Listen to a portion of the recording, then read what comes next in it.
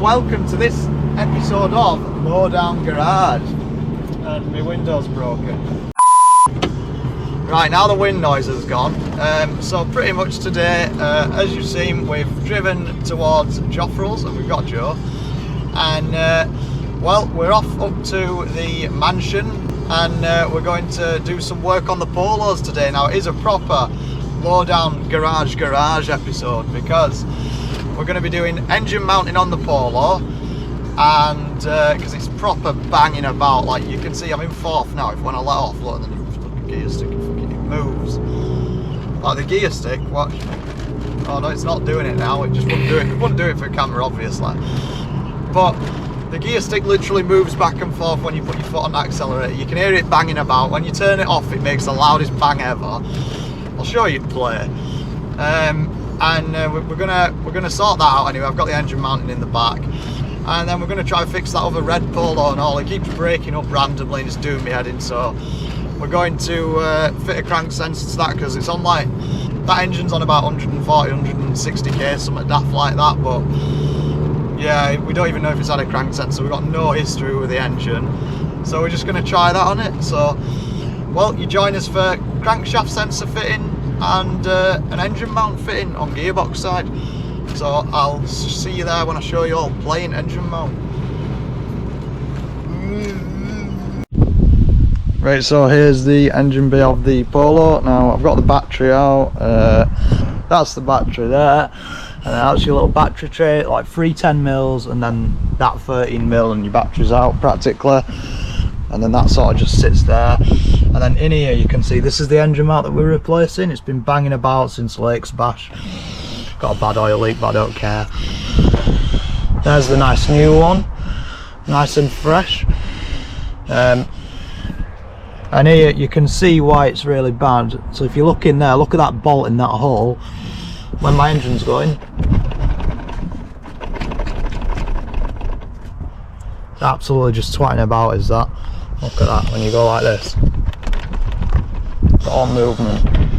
So we're going to sort that because well, it's not right fun when it's like that, and you can hear it banging about, and every time I turn it off or on and put my foot down, it clangs about everywhere. So we better get that sorted. So nice freshie there, old one there. Going to jack the car up, support the engine from underneath, and then take that out and see what we're dealing with.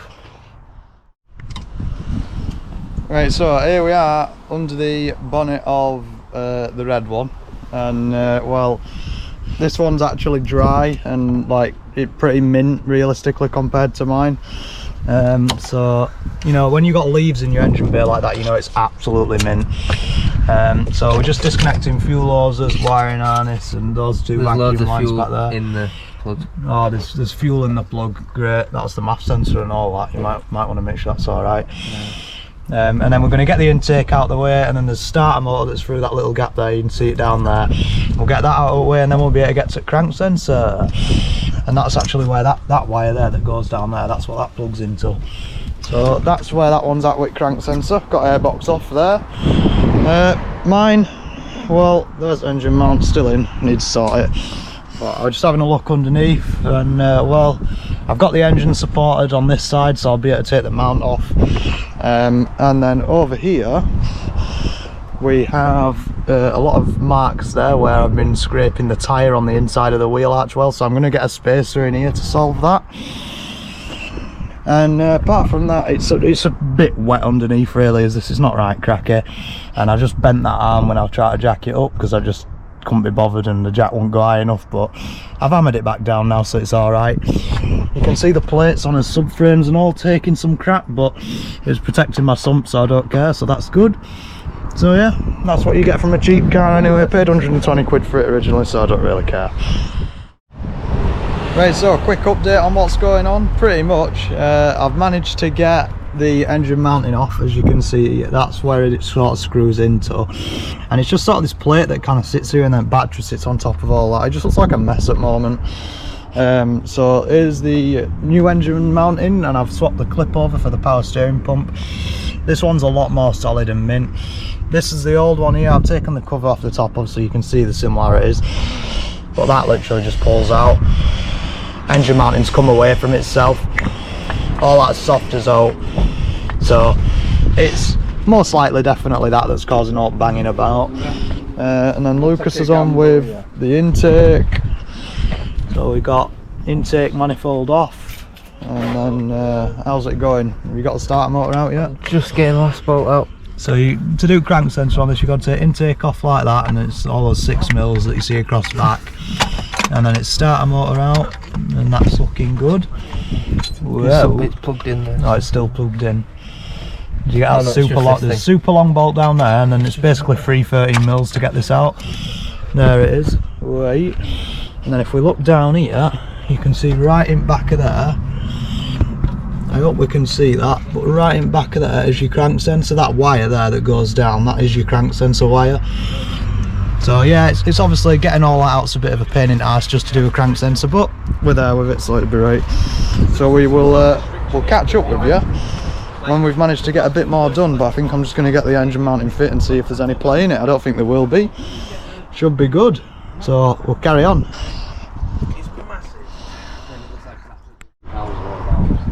Right, so the engine mounting is all in, nice freshy down there as we can see. When we give it a wobble, absolutely solid now. So that should solve us banging back and forth. It kind of just, that sort of problem creates a bit of a noise where you'll let off and then you go for it again, engine just goes bang.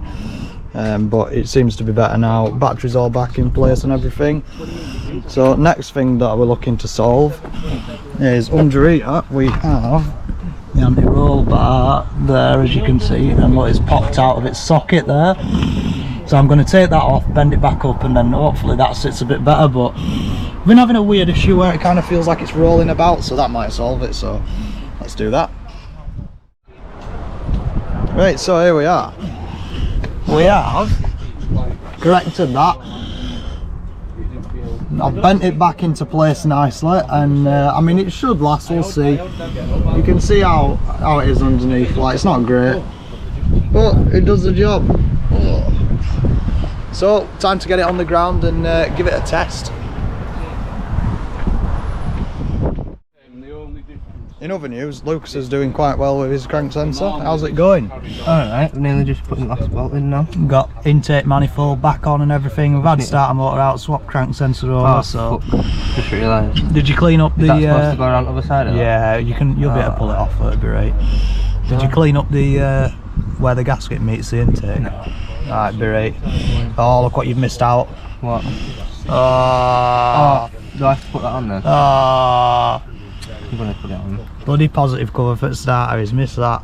Yeah, sort that. Anyway, but that's coming on well, so we'll give them both a test soon, hopefully. Right, so we're basically been on with this now. That's still broken, so that's great. This should be alright actually, and well, we're going to start it up and see how it rattles. Here, do you want to use one of the old camera while we start this up? I just want to see how much it rattles. There you go.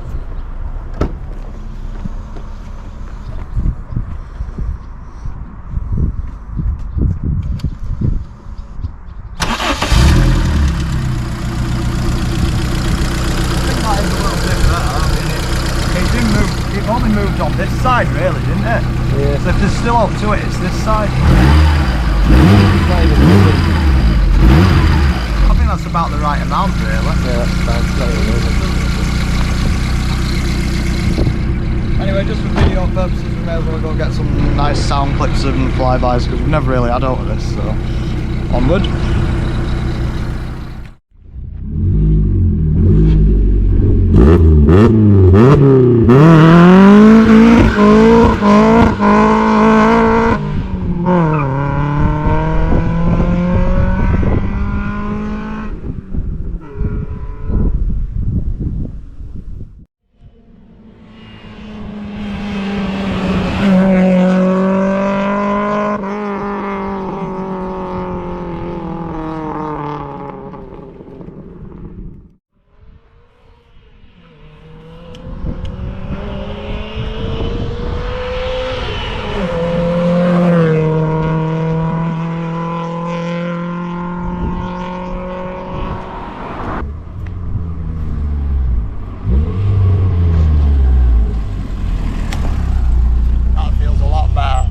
A lot better. Literally no playing, no. It just change gear, it's there. You go for power, it's there. So I hope you like the sound clips, and well, that's pretty much it basically. So let's say we enjoyed the sound clips, and that's that. Right, it's actually the next day now. Just thought I'd put this in the video as like a middle ground sort of thing. But we are starting on the BMW rear end restoration. What it's going to involve is pretty much over winter, when I don't drive it anyway, after Roll Hard this weekend. Well, no, after the Convicted show actually, which is in September. But we're going to take down the rear subframe. We're going to do dual caliper brackets. We're going to do front subframe lowerers, as well as rear subframe bushings, and just everything to refresh the rear end. But today's start that we're going to make on it is we've got some parts. So if we come over here, ordered these from Garagistic in America. So let's have a look. Ooh, there you are. So those,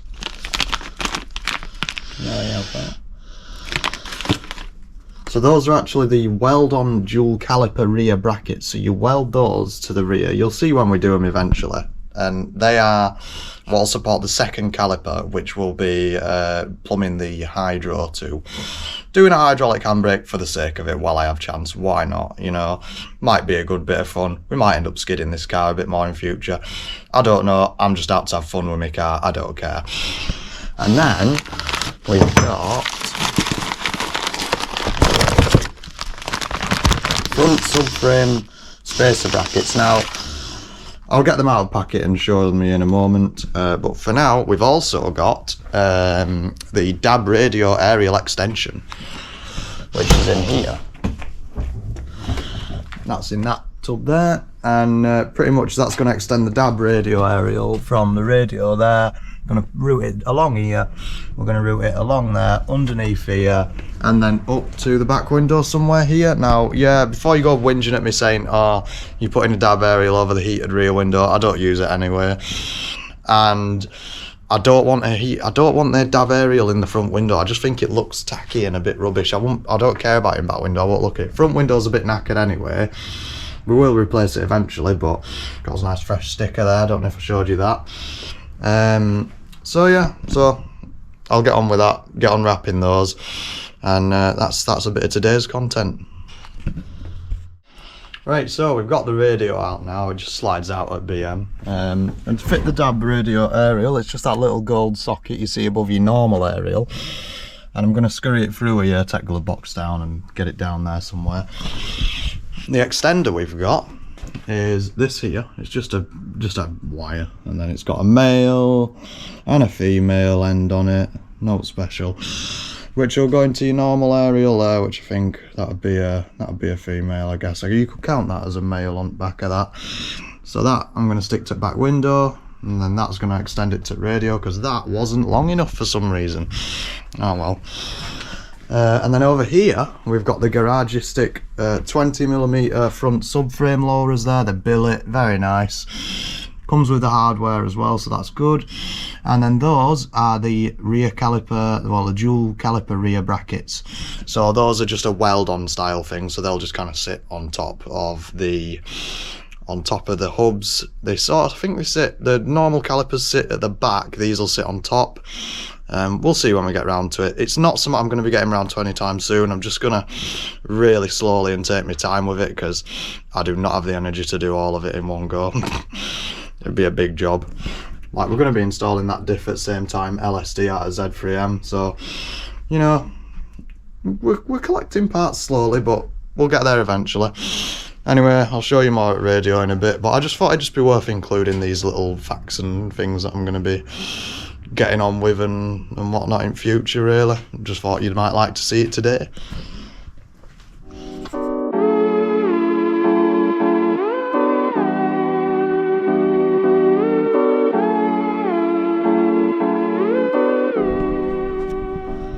Right, so it's actually fully installed and finished now. My arms are aching a bit, and as you could see, feeding all those wires through were a bit of a pain.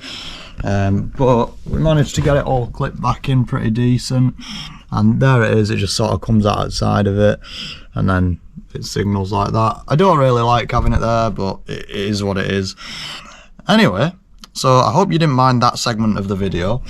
Radio's all back in. Joe even gave the wheel a polish, so that's looking nice. So I hope you didn't mind that segment of the video, and well, let's time travel back to what was yesterday for me, but is today for you lot. So see you there.